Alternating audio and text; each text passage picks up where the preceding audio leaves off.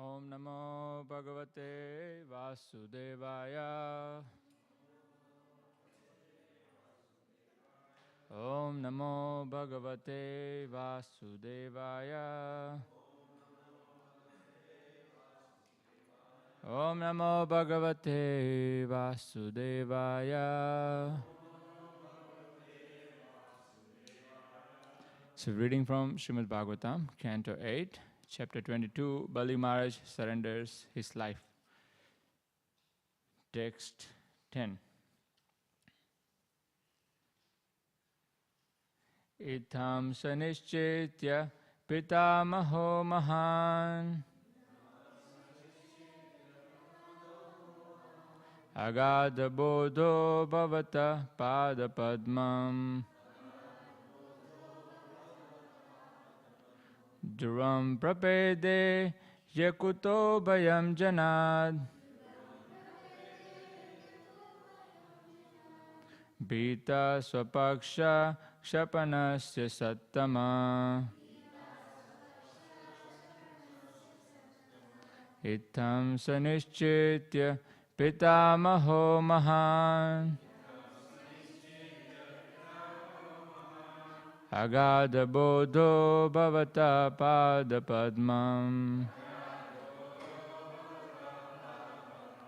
Dhruvam prapede yakuto bhayam janad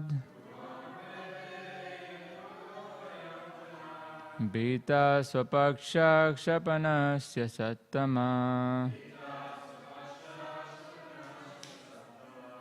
Itham sanishchitya pitamaho mahan Agada bodho bhavata pada padmam Dhruvam prapede yakuto bhayam janad Bhita swapaksha kshapanasya sattama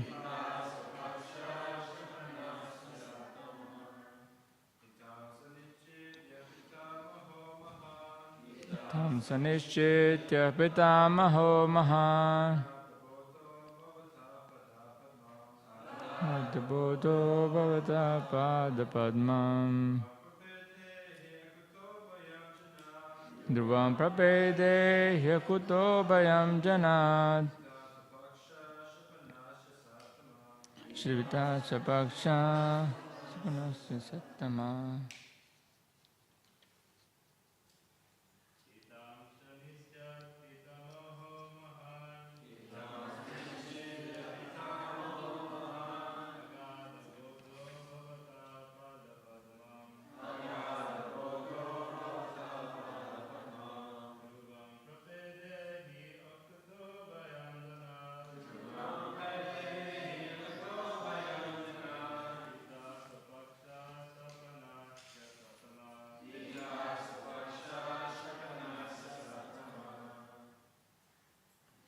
Matajis.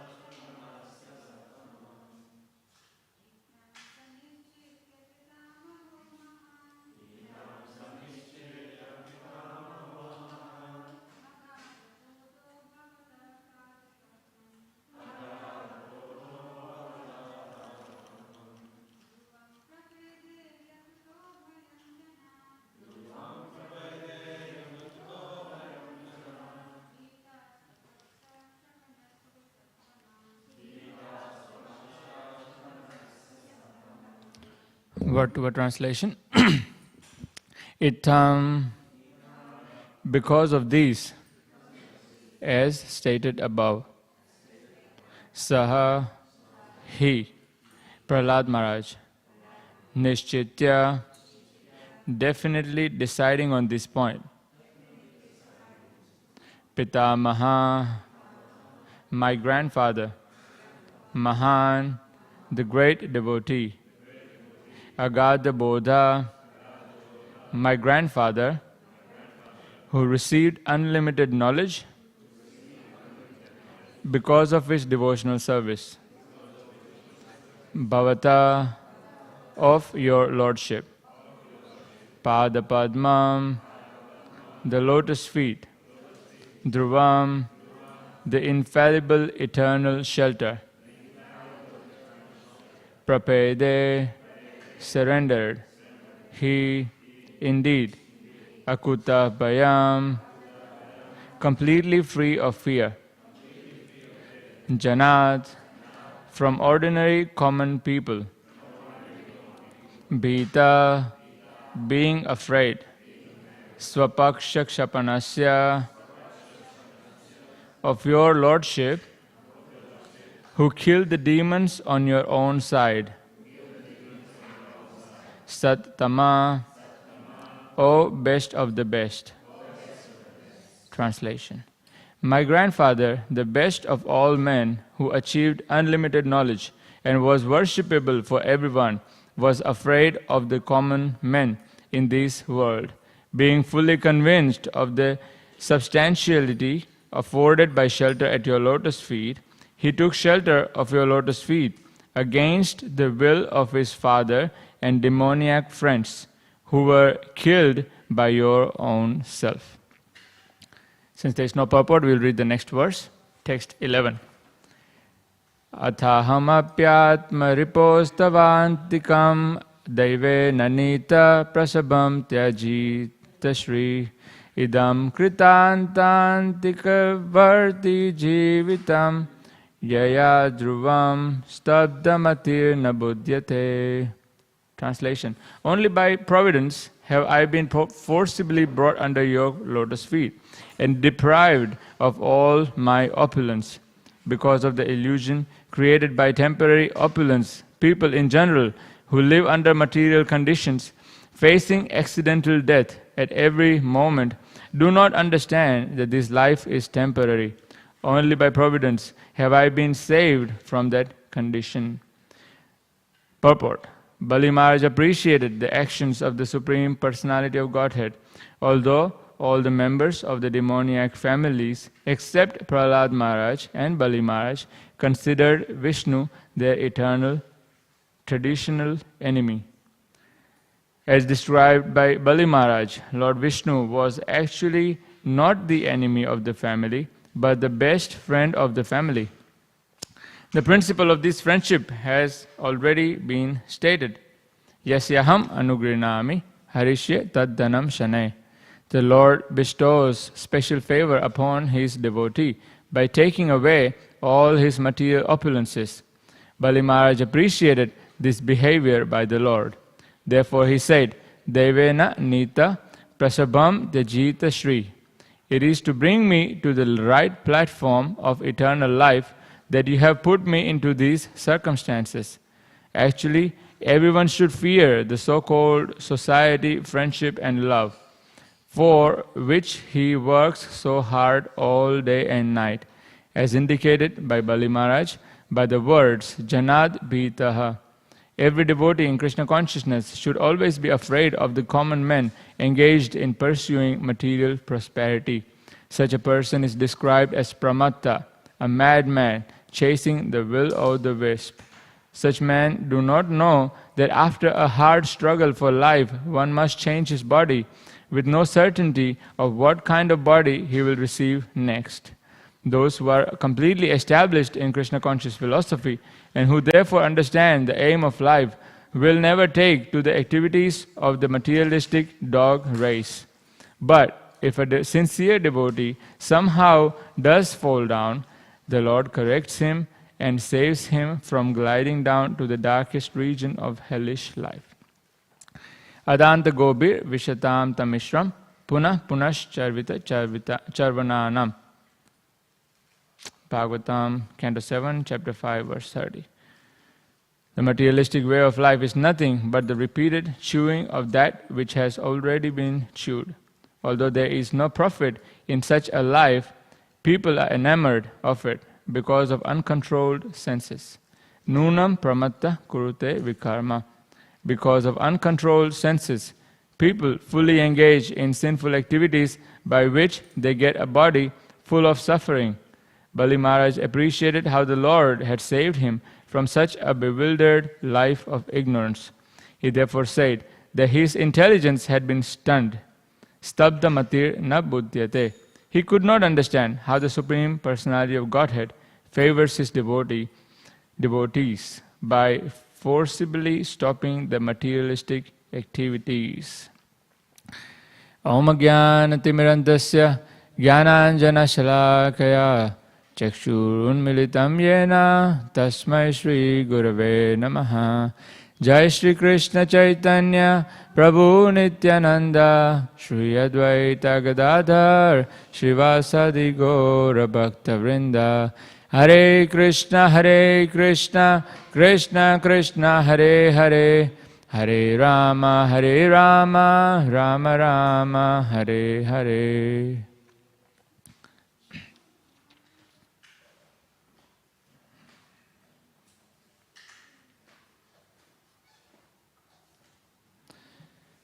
Hare Krishna. So, we're continuing in this series of verses spoken by Bali Maharaj, and he's glorifying Vamanadev and he's thanking him for taking everything away from him. So, and very beautiful set of verses here that we can see, which is shows Bali Maharaj's great attitude for gratitude. For when we have challenges in our life, it'd be very hard to pray like this. That thank you, Krishna, for taking everything away from me. You're so merciful to me. That you've been so kind. But here we can see that Bali Maharaj, that's the test of a devotee, is that how he responds to difficult circumstances, isn't it? And in good circumstances, everyone is a great devotee, everyone is a pure devotee. But when the times get tough, that's when you really see the heart of a devotee. That's when you see what a devotee is really made of. And here we can see that Bali Maharaj, he's a pure devotee. So even though externally he was looking like a very opulent ruler, emperor, a great demon, but you can see that when everything got taken away from him, he's glorifying the Lord with such amazing prayers. And here we can see this one verse, which doesn't have the purport, but it's very beautiful, because he is quoting and referring to his grandfather, which is Prahlad Maharaj, and he's saying that the Prahlad Maharaj he was a pure devotee, and he was not afraid of anyone.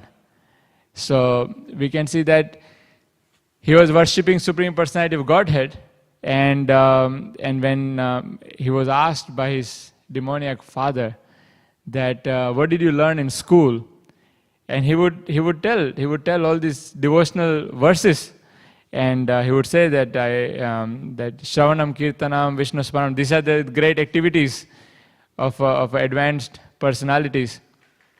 And his father will become greatly upset. He's a young boy, 5 years old. And his father, who is a great demon, such a powerful demon that practically the whole universe, even the great demigods, are afraid of him. Even the sages like Narada are coming and offering their obeisances to Hiranyakashipu, who is such a powerful and such a fearsome personality.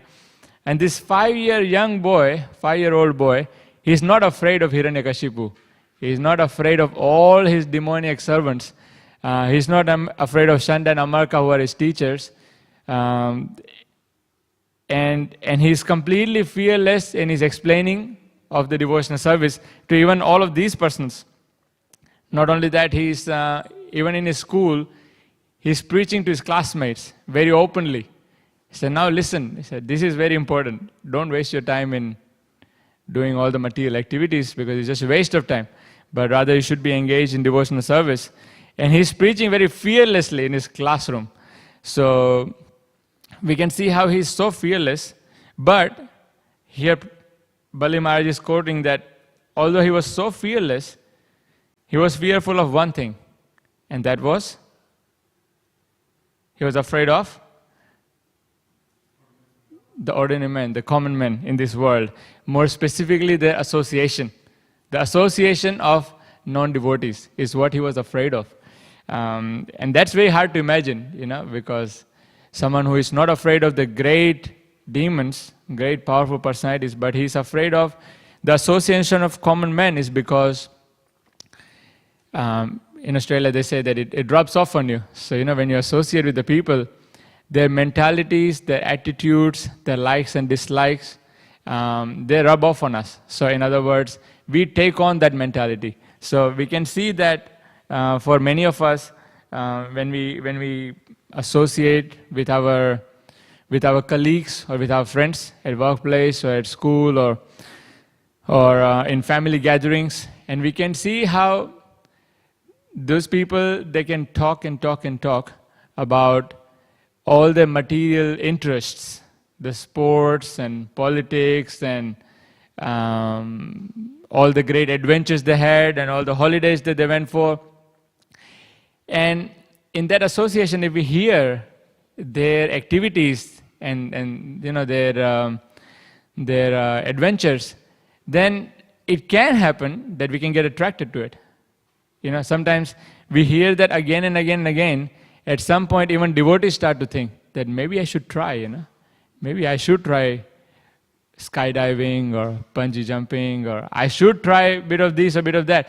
I mean, I'm chanting Hare Krishna, I'm sure Krishna will protect, but I should at least try this, because this looks like good activity. It looks like they had fun, maybe everyone is having fun.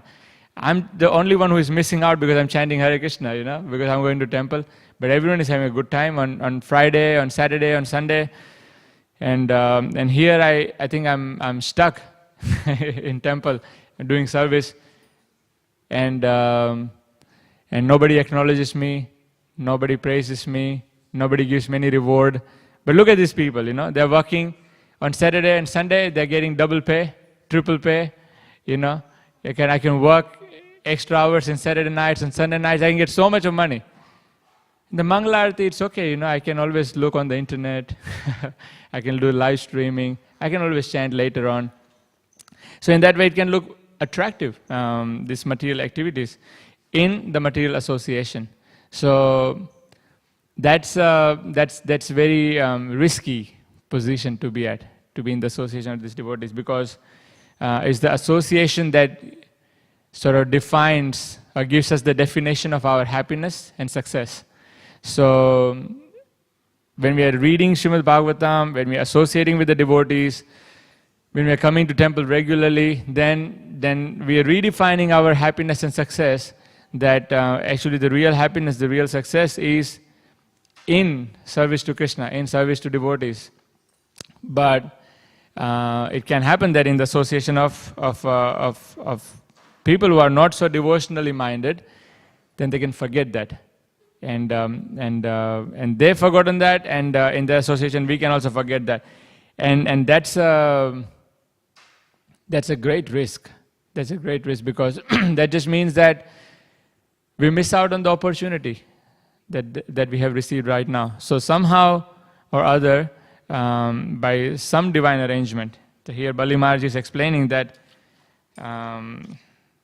this verse, the stabda matir na buddhyate. He said, actually I'm bewildered, I'm surprised. He said, how did I get the association of devotees, or how did I get the mercy of the Supreme Lord? He said, what qualified me? How did that happen?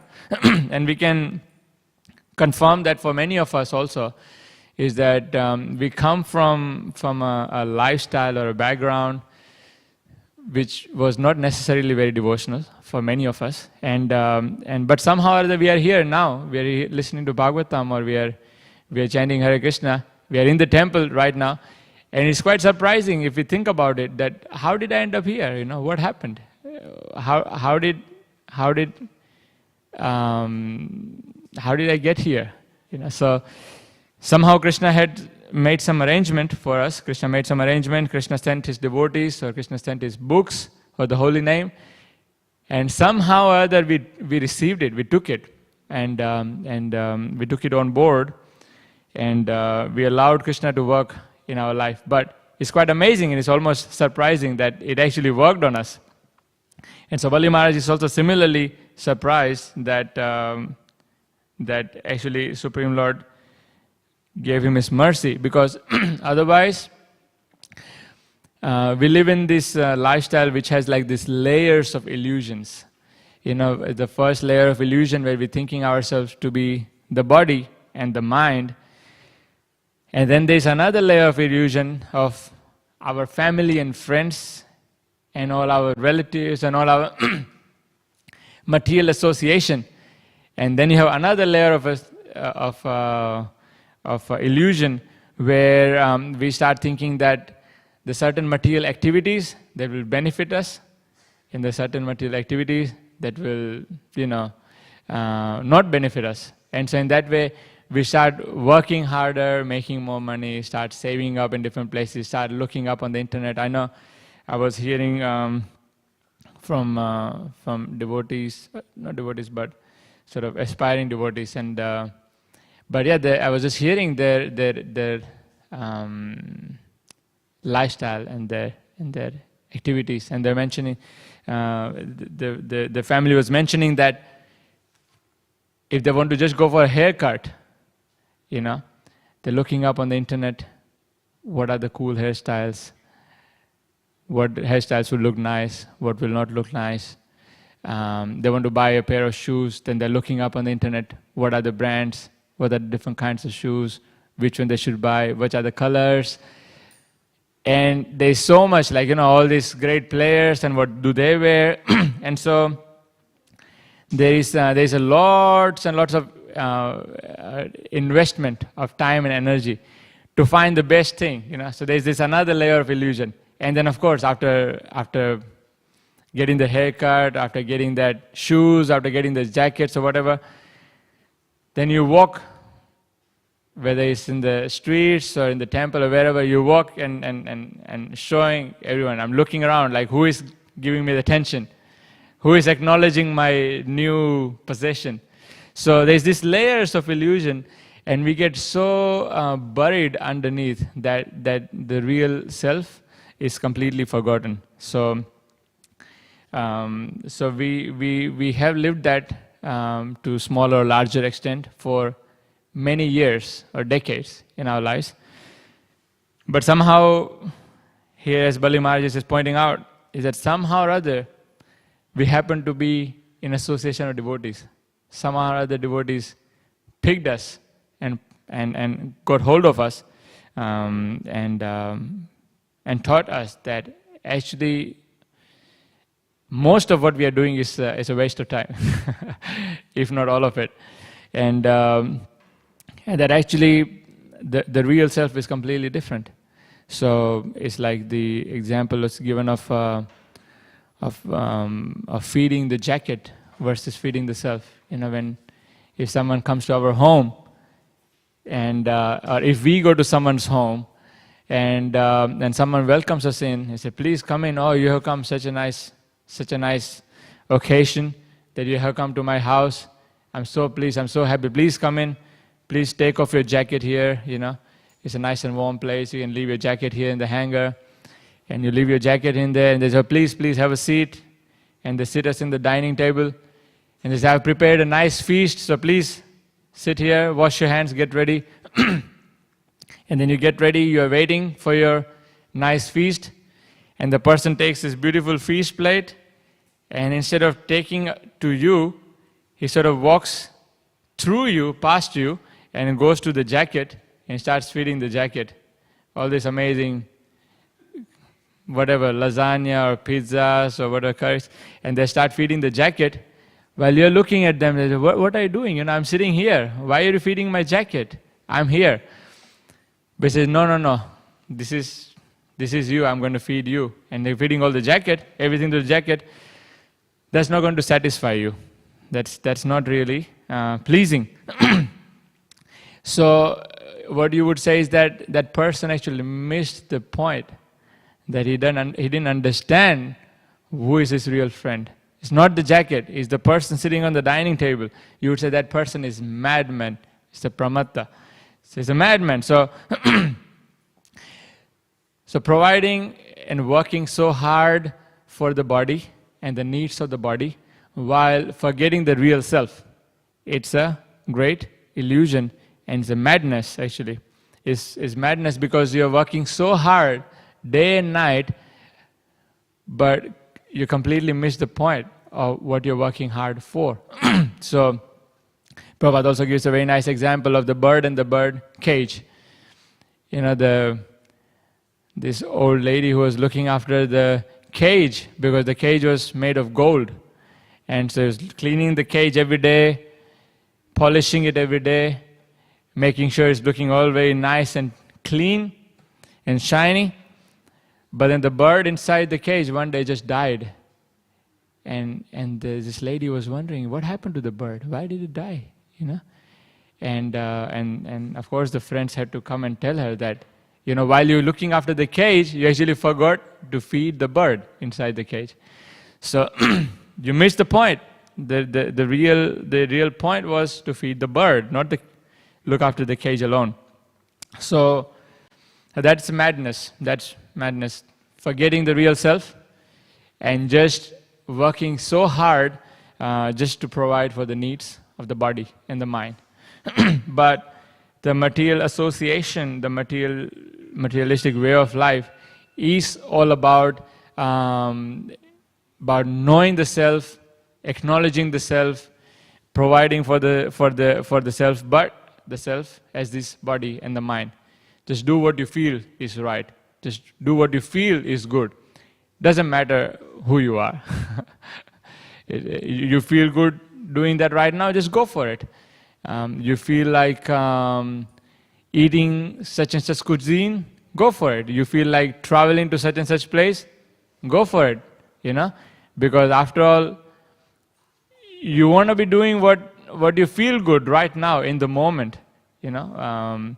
That's the purpose of that's the goal, that's the mantra for the modern life. That whatever you feel like doing, just go for it. Why you should deprive yourself? Why you should deprive of your happiness? You know, you should know that you have been a good person, and that you deserve to be happy, and that the world owes you all the happiness, and so therefore you should grab it somehow or the other. You should not hold back from your own quota that's designated to you. So in that way, the modern lifestyle is putting us in so much illusion. So here Srila Prabhupada pointed in the purport, very nice, is that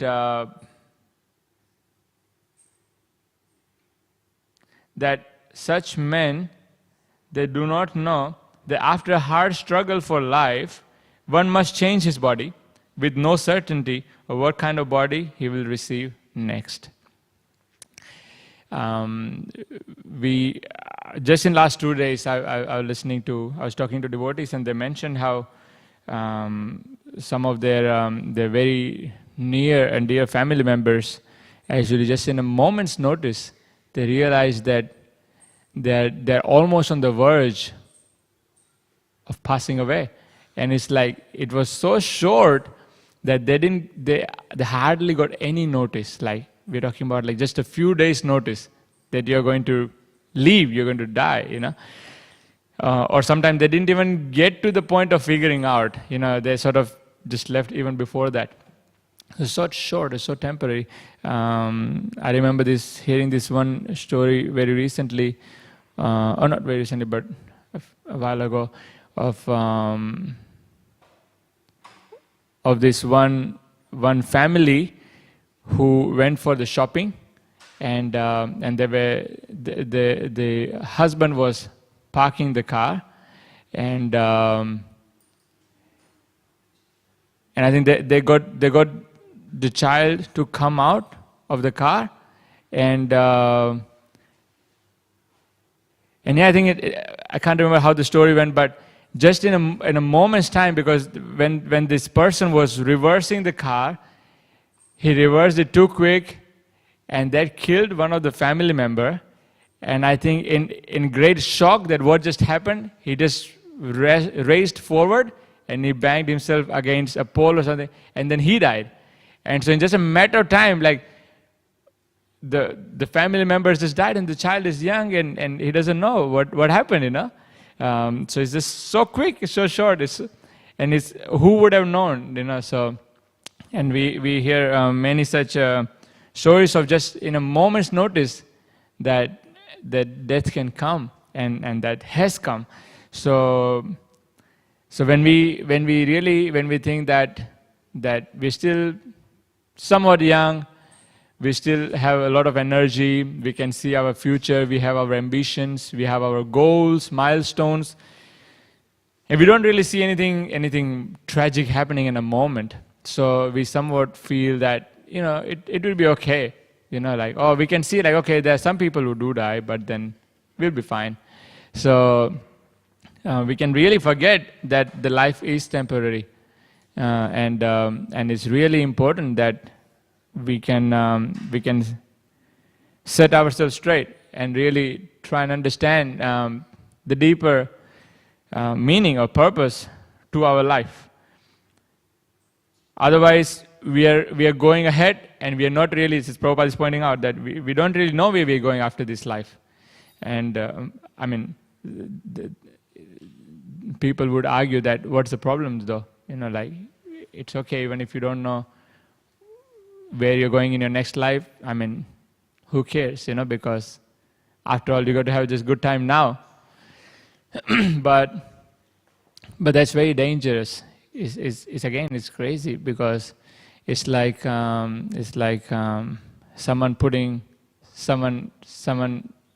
having us on a gunpoint and saying that now enjoy.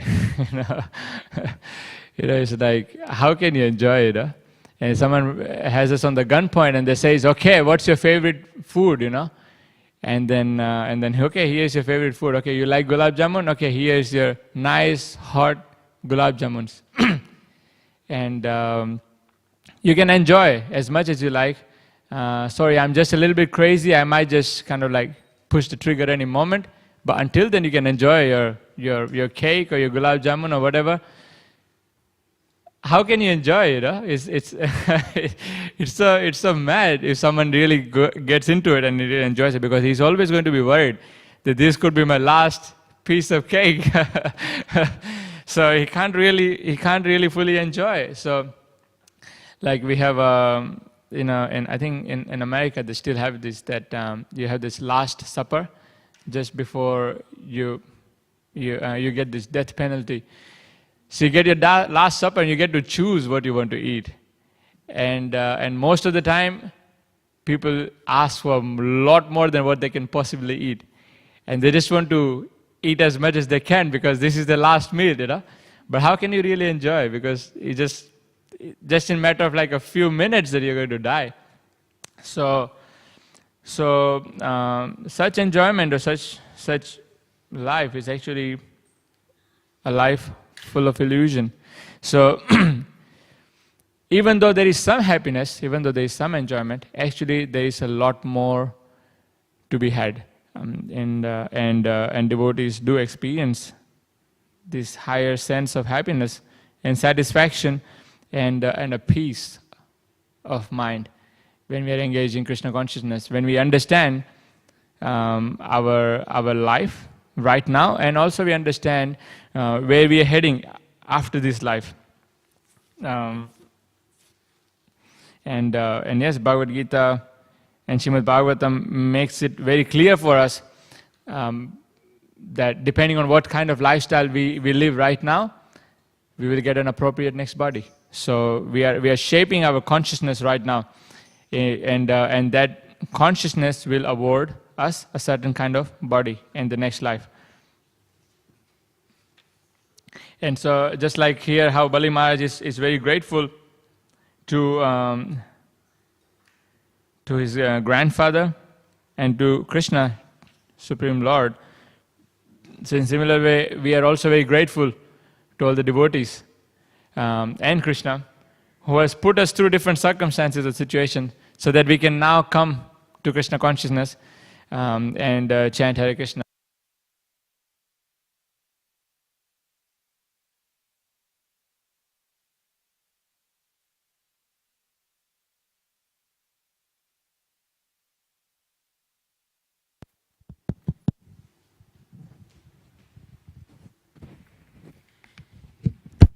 So we can understand how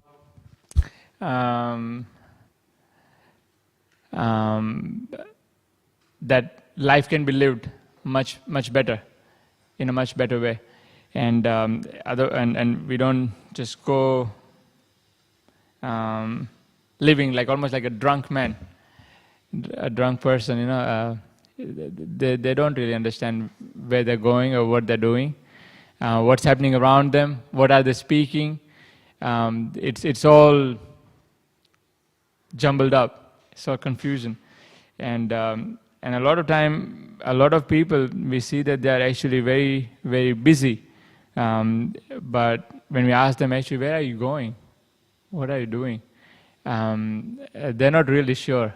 They're not really sure. So it's like I was hearing this nice example is that if we are running late for an event, for a program, and we're rushing, and we jump on the west gate, and then the fuel runs out in the car, and so you pull over on the side, and you tell the driver that, did you not know that the car is running out low on the fuel? Why didn't you put it? He said, no, I knew it. I knew the fuel was low. I said, well, if you knew the fuel was low, why didn't you put the fuel? He said, no, because we were running so late. I didn't have the time to put the fuel. I said, you fool, what's the point? He said, what's the point? The most important thing was to put the fuel in the car, because otherwise you're not going too far. So, in the same way, a life lived in illusion, you can only go so far, but then you'll be stuck, and then you're not going anywhere. So it's better to have some amount of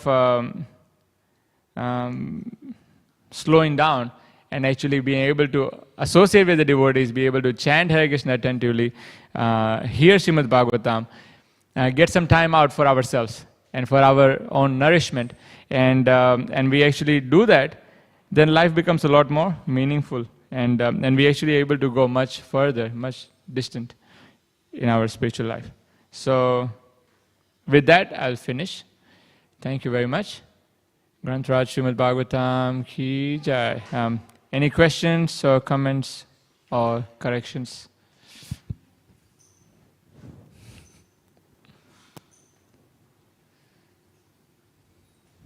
Yes.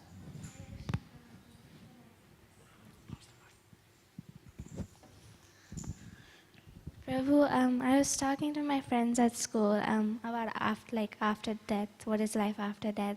But their belief is that we are just mechanistic organisms and we just live and then die. And they asked me, how can you really believe that there is life after death?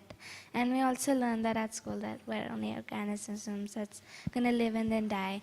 So how do we make them understand? Can you give some small steps to start?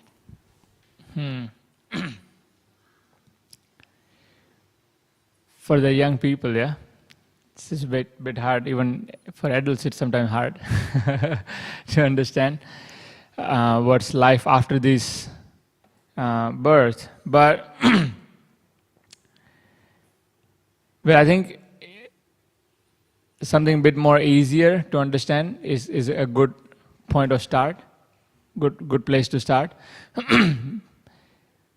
I like this nice analogy in the Bhagavad Gita of changing bodies, and we can show how the body is changing, and every single cell within the body is changing, and every 7 years the body completely changes, including our brain cells, including our heart, including all the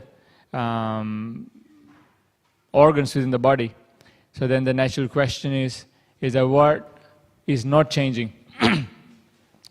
And we can ask them this question, is that if everything is made of these organisms or these cells, then we can see that the cells are constantly changing.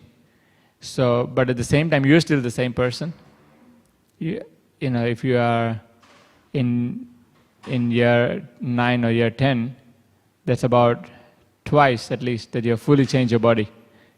So, where is the all body gone? You know, and you're still the same person. You know, you're still Dvija. You know, although I look different, although I think different, I eat different, but I'm still the same person. So while a lot about me is changing, there's still something about me that remains the same. So that's reincarnation within the same incarnation. It's a different body, same person. So we can see how that the body is changing, and that the self that has remained the same throughout these years will continue to remain after this life. So of course it's very hard for people to understand that because that's too far into the future. But something easy to as these that, you know, that to understand that there is life beyond just the chemicals, these cells. Yeah, that can be a good start. Thank you. Yeah, and a lot of prasadam that nourishes the finer tissues in the brain. Yeah, otherwise the brains become so dull. Actually, most people in Kali Yuga are not very intelligent. So to understand something philosophical is just so hard for them. Yeah. Yeah. Thank you. Yes. Hare Krishna, Prabhu. Thank you. You spoke about giving up the association of non-devotees, and we know from the verse we should follow in the footsteps of pure devotees and be afraid of the common man.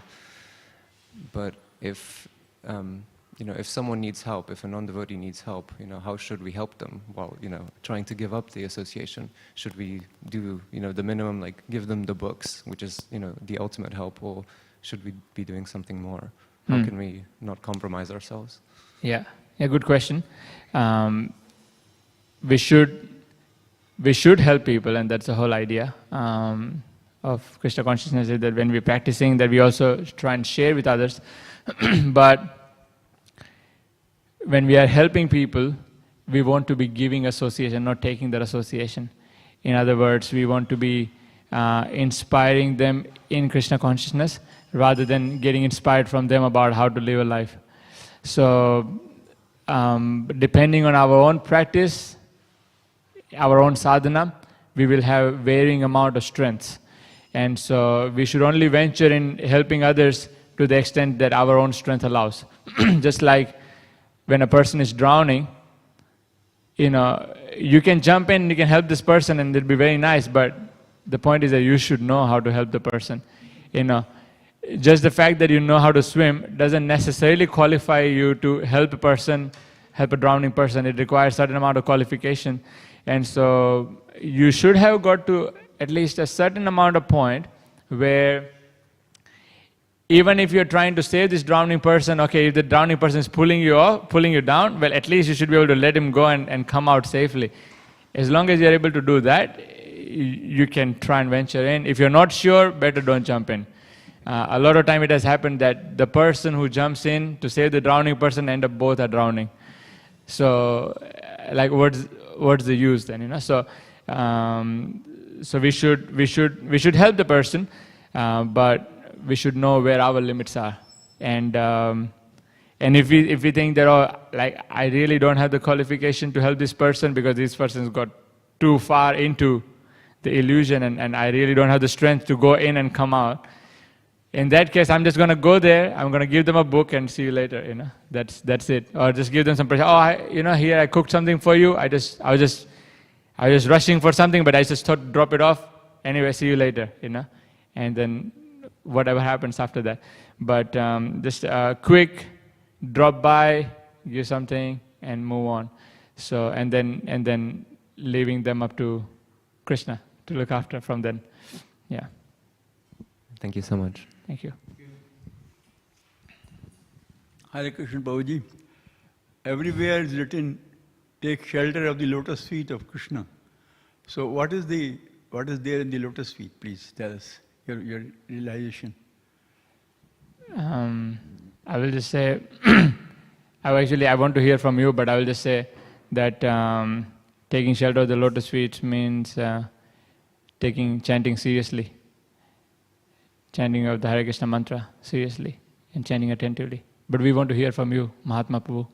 Please tell us. Is there some nectar in the lotus feet of Krishna? Something very attractive, very fascinating, something?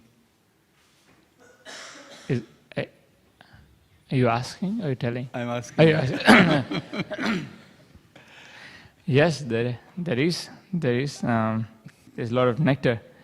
So much so that great sages and people have given up their lives for the service to serve the lotus feet of the Lord. So there has to be so much nectar.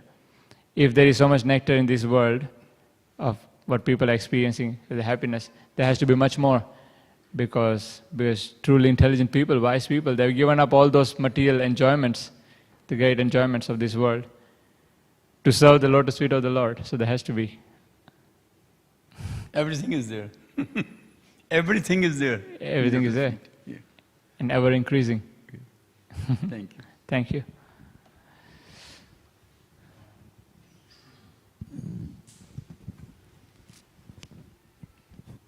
Hare Krishna. Hare Krishna. I may sound a little bit silly and naive. I just want to ask that how I should be looking at Krishna as a friend, as a God, as a father, or as a lover. So, in the beginning, what Prabhupada taught us is to see Krishna as our master and ourselves as his servant. So, and that's why the attitude, what was taught even by Sri Chaitanya Mahaprabhu, is that we are the servant of the servant of the servant of the Supreme Lord, of Krishna. So Krishna is our master, and that we will do whatever that will please him. You know, just like we have our masters at work, and we are ready to do whatever it takes to keep that boss happy, you know. In our family, we have our masters, and we are ready to sacrifice whatever to keep that other person happy. So in the same way, we want to see Krishna as our master, and we want to be able to do whatever it takes to serve him and to make him happy. And all the different other rasas of friendship and love and all these different other deeper relationships, that's something that will come much later. But even then, even when we get to that point, those devotees who have reached that point, they also see Krishna as their master. And they're still keeping that attitude that somehow or other, I want to serve Krishna. And it doesn't matter how I feel or what I have to go through, but they love Krishna so much that they're happy to take whatever risk, they're happy to take whatever sacrifice, whatever effort required to make Krishna happy. So that's what we start with, and of course there's no end, but that's what we'll continue with. Yeah. Thank you. Thank you. Okay. Thank you very much. Śrīmad Bhāgavatam ki jai, Prabhupada ki jai, Gaur Bhakta Vrinda ki jai.